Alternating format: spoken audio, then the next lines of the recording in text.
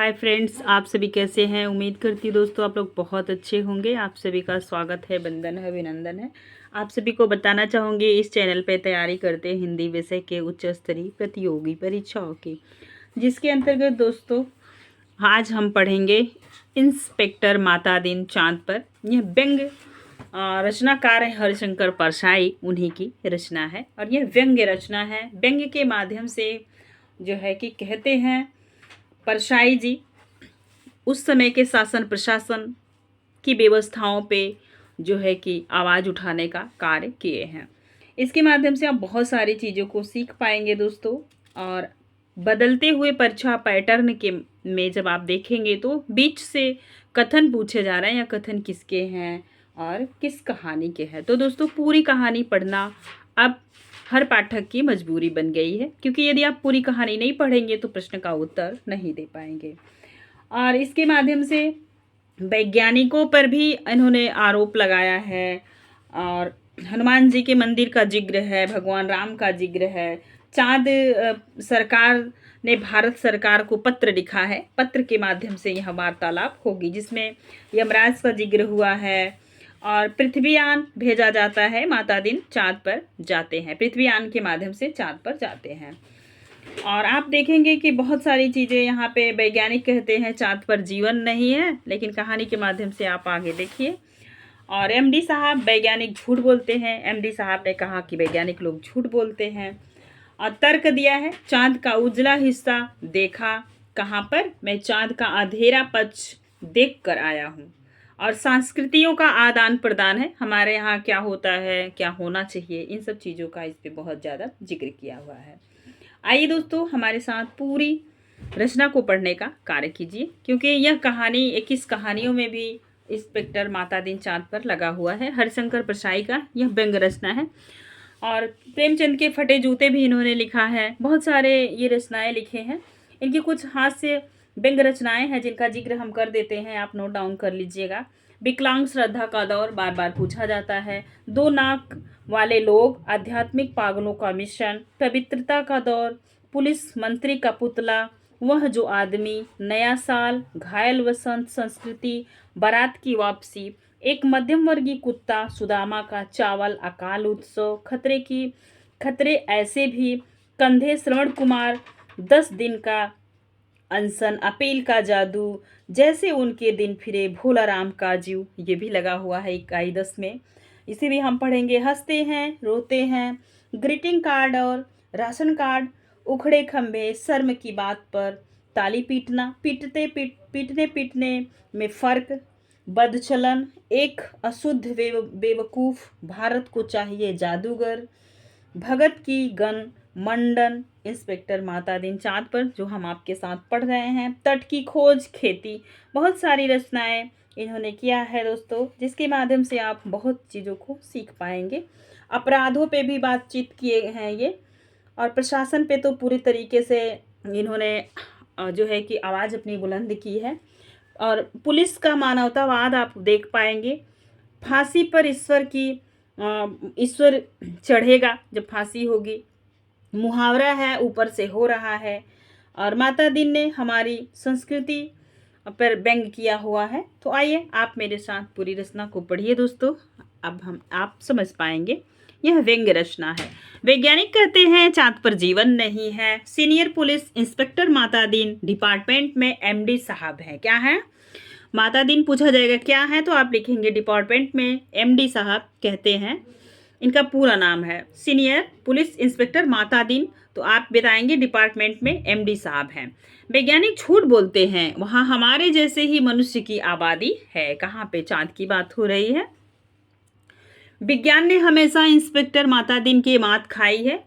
Fingerprint विशेषज्ञ कहता रहता है, छुरे पर पाए गए निशान मुजरिम की अंगुलियों के नहीं, पर माता दिन उसे सजा दिला ही देते हैं। माता दिन कहते हैं ये वैज्ञानिक केस का पूरा इन्वेस्टिगेशन नहीं करते। उन्होंने चाँद का उजला हिस्सा देखा और कह दिया वहाँ जीवन नहीं है। मैं चाँद का अंधेरा हिस्सा देख कर आया हूँ, वहाँ मनुष्य जाति है। यह बात सही है, क्योंकि अंधेरे पक्ष के माता दिन माहिर माने जाते हैं। पूछा जाएगा इंस्पेक्टर माता दीन चांद पर क्यों गए थे? टूरिस्ट और हैरियत से या किसी फरार अपराधी को पकड़ने? नहीं, वे भारत की तरफ से सांस्कृतिक आदान प्रदान के अंतर्गत गए थे। चांद सरकार ने भारत सरकार को लिखा था, यो हमारी सभ्यता बहुत आगे बढ़ी है, पर हमारी पुलिस में पर्याप्त सक्षमता नहीं है। वह अपराधी का पता लगाने और उसे सजा दिलाने में अक्सर सफल नहीं होती। वहाँ है आपके यहाँ रामराज है, मेहरबानी करके किसी पुलिस अफसर को भेजे जो हमारी पुलिस को शिक्षित करे। गृह मंत्री ने सचिव से कहा, किसी आईजी को भेज दो। सचिव ने कहा, नहीं सर, आईजी नहीं भेजा जा सकता, प्रोटोकॉल का सवाल है। चांद हमारा एक क्षुद्र उपग्रह है, आईजी की रैंक के आदमी को नहीं भेजेंगे। किसी सीनियर इंस्पेक्टर को भेज देता हूँ। तय किया गया कि हजारों मामले इन्वेस्टिगेशन ऑफिसर सीनियर इंस्पेक्टर माता दीन को भेज दिया जाए। चांद की सरकार को लिखा गया कि आप माता दीन को लेने के लिए पृथ्वी यान भेज दीजिए। तो किस यान से गए थे? पृथ्वी यान से गए थे। पुलिस मंत्री ने माता दीन को बुलाकर कहा, तुम भारतीय पुलिस की उज्जवल परंपरा के दूत की हैसियत से जा रहे हो। ऐसा काम करना कि सारे अंतरिक्ष में डिपार्टमेंट की ऐसी जय जयकार हो कि पीएम प्रधानमंत्री को भी सुनाई पड़ जाए। माता दीन की यात्रा का दिन आ गया।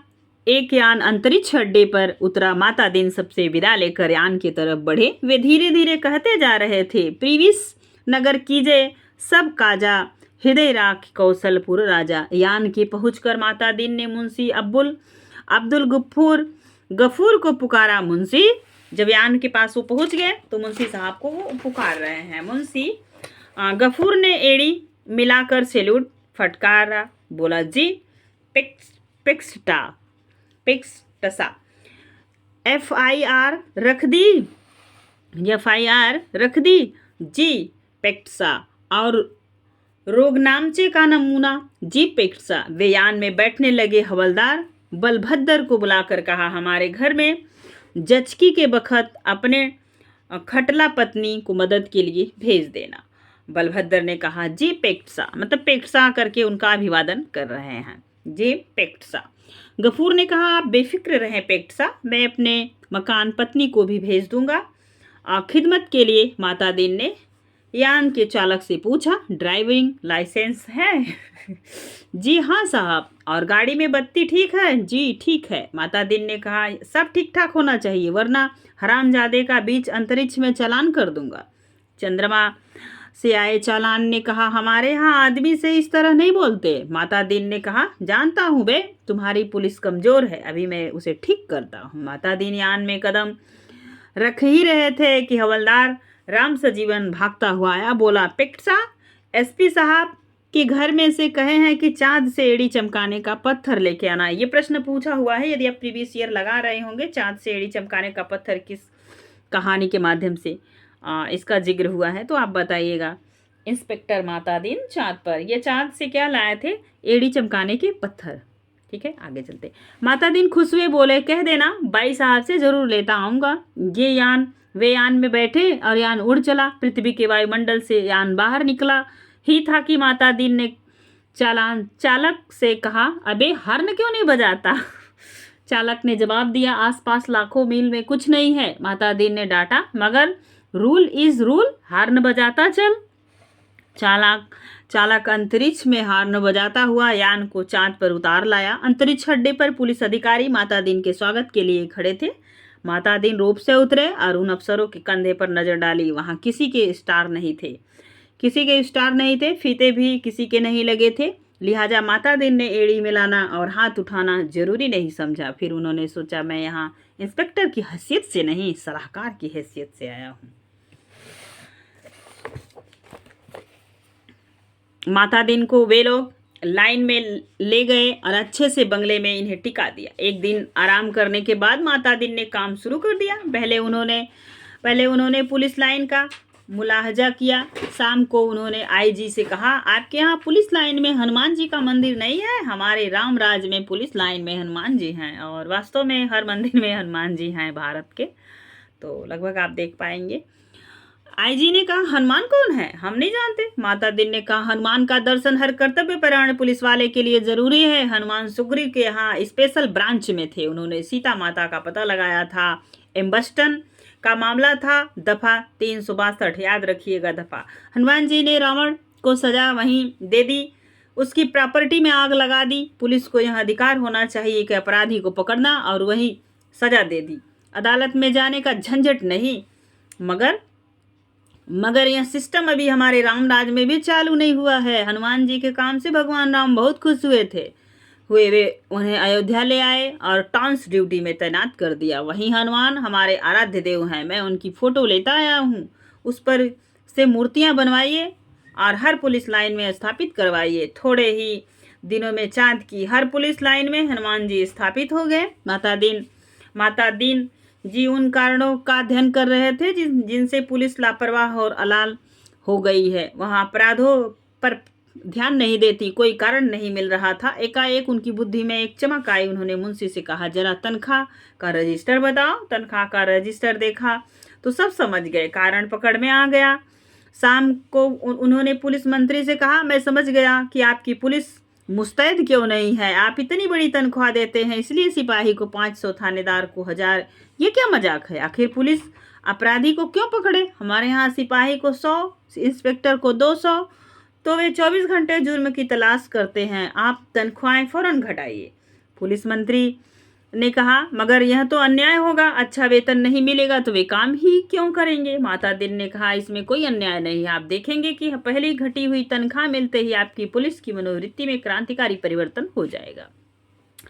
पुलिस मंत्री ने तनख्वाहें घटा दी। 2-3 महीने में सचमुच बहुत फर्क आ गया। पुलिस एकदम मुस्तैद हो गई, सोते से एकदम जाग गई, चारों तरफ नजर रखने लगी। अपराधियों की दुनिया में घबराहट छा गई। पुलिस मंत्री ने तमाम थानों को रिकॉर्ड बुला कर देखे, पहले से कई गुने अधिक केस रजिस्टर हुए थे। उन्होंने माता दिन से कहा मैं आपकी सूझ की तारीफ करता हूँ, आपने क्रांति कर दी, पर यह हुआ किस तरह? माता दिन ने समझाया बात बहुत मामूली है, कम तनख्वाह दोगे तो मुलाजिम की गुजर नहीं होगी। 100 रुपये में सिपाही बच्चों को नहीं पाल सकता, 200 में इंस्पेक्टर ठाट बाट नहीं मेंटेन कर सकता, उसे ऊपर आमदनी करनी होगी, मतलब ऊपर की आमदनी करनी होगी ही पड़ेगा, करना ही पड़ेगा। और ऊपरी आमदनी तभी होगी जब वह अपराधी को पकड़ेगा, गरज की वह अपराधों पर नजर रखेगा, सचेत कर्तव्य परायण मुस्तैद हो जाएगा।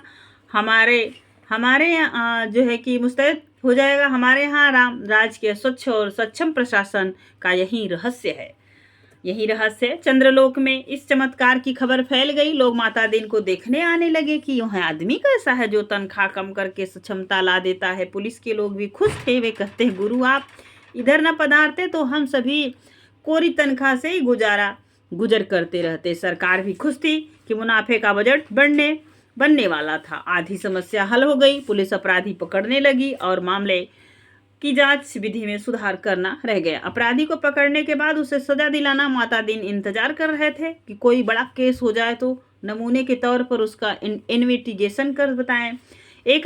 आपसी मारपीट में एक आदमी मारा गया।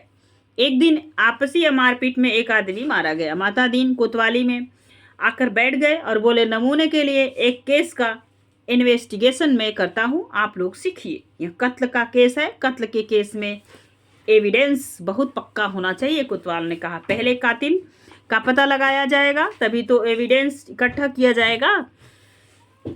जाएगा। माता दिन ने कहा नहीं, उल्टे मत चलो, पहले एविडेंस देखो, क्या कहीं खून मिला किसी के कपड़ों पर या और कहीं?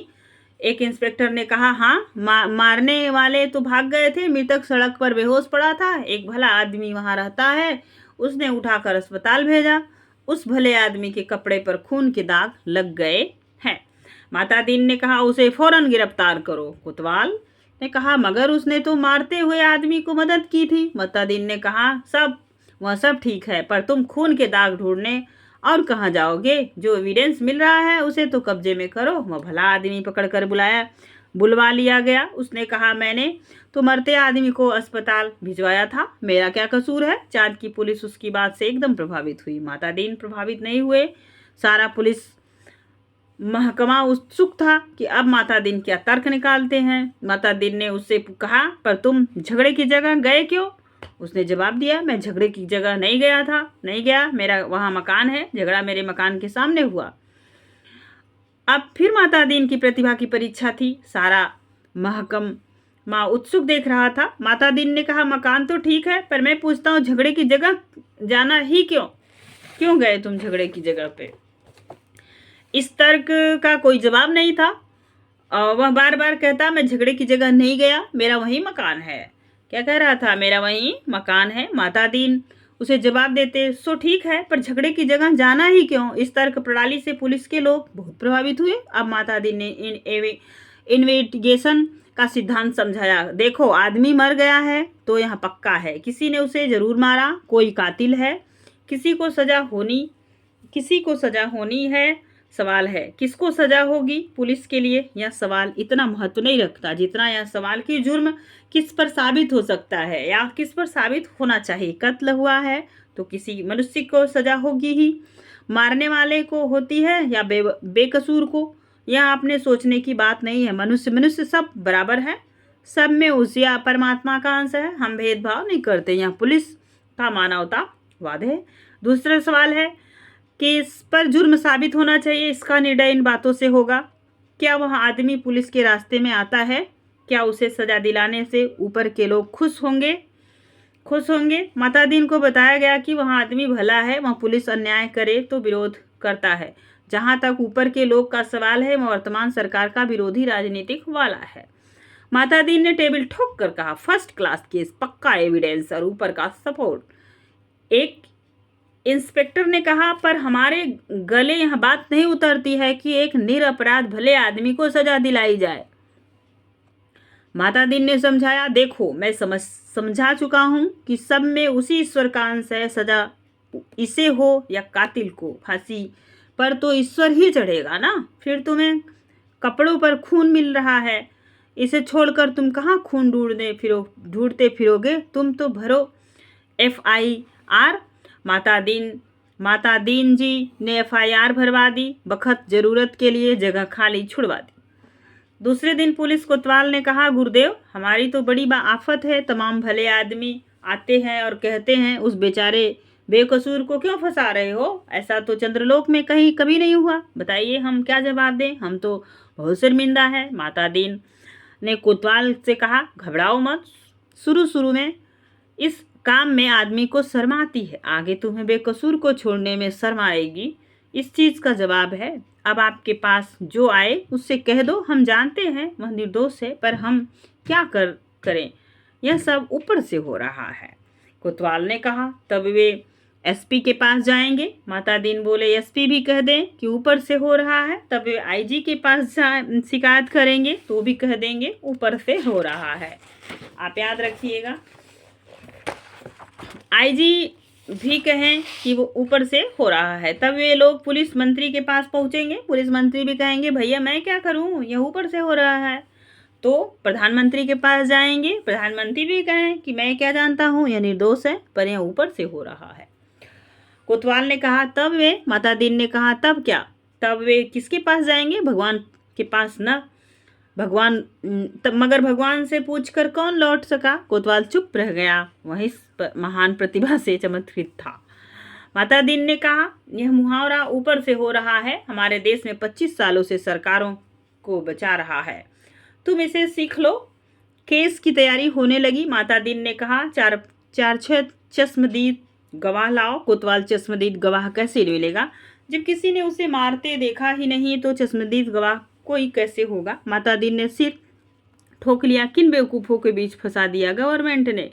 इन्हें तो ABCD भी नहीं आती। झल्लाकर कहा, चश्मदीद गवाह किसे कहते जानते हो? चश्मदीद गवाह वह नहीं है जो देखे बल्कि वह है जो कहे कि मैंने देखा है। कोतवाल ने कहा, ऐसा कोई क्यों कहेगा? माता दीन ने कहा, कहेगा, समझ में नहीं आता? कैसे डिपार्टमेंट चलाते हो? अरे चश्मदीद गवाह की लिस्ट पुलिस के पास पहले से रहती है, जहां जरूरत हुई उन्हें चश्मदीद बना दिया। हमारे यहाँ ऐसे आदमी हैं जो साल में 300-400 वारदातों के चश्मदीद गवाह होते हैं। हमारी अदालतें भी मान लेती हैं कि इस आदमी ने कोई दैवी शक्ति है, जिससे जान लेता है कि अमुक जगह वारदात होने वाली है और वहाँ पहले से पहुँच जाता है। मैं तुम्हें चश्मदीद गवाह बनाकर देता हूँ। 8 से 10 उठाईगिरी को बुलाओ, जो चोरी, मारपीट, गुंडागर्दी करते हो, जुआ खिलाते हो या शराब उतारते हो। दूसरे दिन शहर के 8 से 10 नवरत्न कोतवाली में हाजिर थे। उन्हें देखकर माता दीन गदगद हो गए। बहुत दिन हो गए थे ऐसे लोगों को देखे, बड़ा सुना सुना लग रहा था। माता दीन का प्रेम उमड़ पड़ा। उनसे कहा, तुम लोगों ने उस आदमी को लाठी से मारते देखा था ना? वे बोले, नहीं देखा साहब, हम वहाँ थे ही नहीं। माता दीन जानते थे यह पहला मौका है। फिर उन्होंने कहा, वही नहीं, यह मैंने माना, पर लाठी मारते देखा तो था। उन लोगों को लगा कि यह पागल आदमी है, तभी ऐसी उटपटांग बात करता है। वे हंसने लगे। माता दीन ने कहा, हंसो मत, जवाब दो। वे बोले, जब थे ही नहीं तो कैसे दे? माता दीन ने गुर्रा कर देखा। कहा, कैसे देखा था? कैसे देखा? सो बताता हूँ। तुम लोग जो काम करते हो सब इधर दर्ज है। हर एक को कम से कम 10 साल जेल में डाला जा सकता है। तुम ये काम आगे भी करना चाहते हो या जेल जाना चाहते हो? वे घबरा कर बोले, साहब, हम जेल नहीं जाना चाहते। माता दीन ने कहा, ठीक है, तो तुमने उस आदमी को लाठी मारते देखा ना? वे बोले, देखा साहब। वह आदमी घर से निकला और जो लाठी मारना शुरू किया तो वह बेचारा बेहोश होकर सड़क पर गिर पड़ा। माता दीन ने कहा, ठीक है, आगे भी ऐसी वारदातें देखोगे? वे बोले, साहब, जो आप कहेंगे सो देखेंगे। कोतवाल इस चमत्कार से थोड़ी देर को बेहोश हो गया। होश आया तो माता दीन के चरणों पर गिर पड़ा। माता दीन ने कहा, हटो, काम करने दो। कोतवाल पांचों पाँव से लिपट गया। कहने लगा, मैं जीवन भर इन श्री चरणों में पड़ा रहना चाहता हूँ। और माता दीन ने आगे की सारी कार्यप्रणाली तय कर दी। FIR बदलना, बीच में पन्ने डालना, रोजना मचा बदलना, गवाहों को तोड़ना, सब सिखा दिया। उस आदमी को 20 साल की सजा हो गई। चांद की पुलिस शिक्षित हो चुकी थी। धड़ाधड़ केस बनने लगे, सजा होने लगी। चांद की सरकार बहुत खुश थी। पुलिस की ऐसी मुस्तैदी भारत सरकार के सहयोग का नतीजा था। चांद की संसद ने एक धन्यवाद प्रस्ताव पास किया। एक दिन माता दीन का सार्वजनिक अभिनंदन किया गया। वे फूलों से लदे खुली जीप पर बैठे थे। आसपास जय जय करते हजारों लोग वे हाथ जोड़कर अपने गृह मंत्री की स्टाइल में जवाब दे रहे थे। जिंदगी में पहली बार ऐसा कर रहे थे, इसलिए थोड़ा अटपटा लग रहा था। 26 साल पहले पुलिस में भर्ती होते वक्त किसने सोचा था कि एक दिन दूसरे लोक में उनका ऐसा अभिनंदन होगा। वे पछताएं। अच्छा होता कि इस मौके के लिए कुर्ता, टोपी और धोती ले आते, मतलब भारतीय ड्रेस पहनते, कुर्ता टोपी और लाते। भारत के पुलिस मंत्री टेलीविजन पर बैठे यह दृश्य देख रहे थे और सोच रहे थे, मेरी सद्भावना यात्रा के लिए वातावरण बन गया है। कुछ महीने निकल गए। एक दिन चांद की संसद का विशेष अधिवेशन बुलाया गया। बहुत तूफान खड़ा हुआ। गुप्त अधिवेशन था, इसलिए रिपोर्ट प्रकाशित नहीं हुई, पर संसद की दीवारों से टकराकर कुछ शब्द बाहर आए।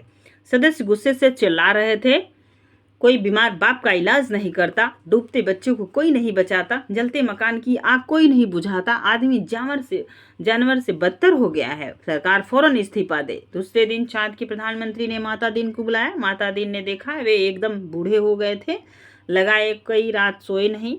रुआसे होकर प्रधानमंत्री ने कहा, माता दीन जी, हम आपके और भारत सरकार की बहुत आभारी हैं। आप कल देश वापस लौट जाइए।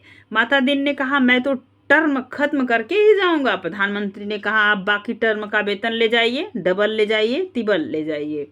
माता दीन ने कहा, हमारा सिद्धांत है, हमें पैसा नहीं, काम प्यारा है। आखिर चांद के प्रधानमंत्री ने भारत के प्रधानमंत्री को एक गुप्त पत्र लिखा।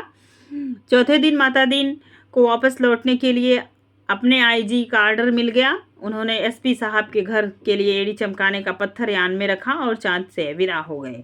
उन्हें जाते देख पुलिस वाले रो पड़े। बहुत अरसे तक यह रहस्य बना रहा कि आखिर चांद में ऐसा क्या हो गया कि माता दीन जी को इस तरह एकदम लौटना पड़ा। चांद के प्रधानमंत्री ने भारत के प्रधानमंत्री को क्या लिखा था? एक दिन वह पत्र खुल ही गया। उसमें लिखा था, इंस्पेक्टर माता दीन, की सेवाएं हमें प्रदान करने के लिए अनेक धन्यवाद। पर अब आप इन्हें फ़ौरन बुला लें। हम भारत को मित्रवत देश समझते थे, पर आपने हमारे साथ शत्रुवत व्यवहार किया। हम भोले लोगों से आपने विश्वासघात किया। क्या किया? विश्वासघात किया। आपके मातादीन ने हमारी पुलिस को जैसा कर दिया, उसके नतीजे ये हुए हैं। कोई आदमी किसी मरते हुए आदमी के पास नहीं जाता, इस डर से कि वह कत्ल के मामले में फंसा दिया जाएगा। बेटा बीमार बाप की सेवा नहीं करता, वह डरता है बाप मर गया तो उस पर कहीं हत्या का आरोप नहीं लगा दिया जाए। घर जलते रहते हैं और कोई बुझाने नहीं जाता, डरता है कहीं उस पर आग लगाने का जुर्म कायम न कर दिया जाए। बच्चे नदी में डूबते रहते हैं और कोई उन्हें नहीं बचाता, इस डर से कि उस पर बच्चों को डुबाने का आरोप लगा दिया जाए।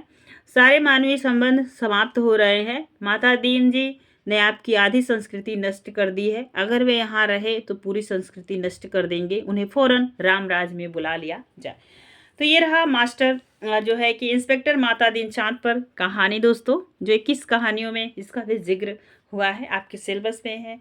आज ये यहाँ पे समाप्त हो गया यह कहानी और वीडियो व्याख्यान आपको कैसा लगा कमेंट सेक्शन में कमेंट के माध्यम से हमें ज़रूर बताइएगा। नेक्स्ट आप किस टॉपिक पे वीडियो चाहते हैं कमेंट सेक्शन में हमें ज़रूर बताइएगा दोस्तों।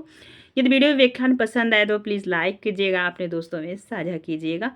यूजीसी नेट की ऐसी ही कहानी उपन्यास पढ़ने के लिए हमारे चैनल को सब्सक्राइब कीजिएगा। धन्यवाद।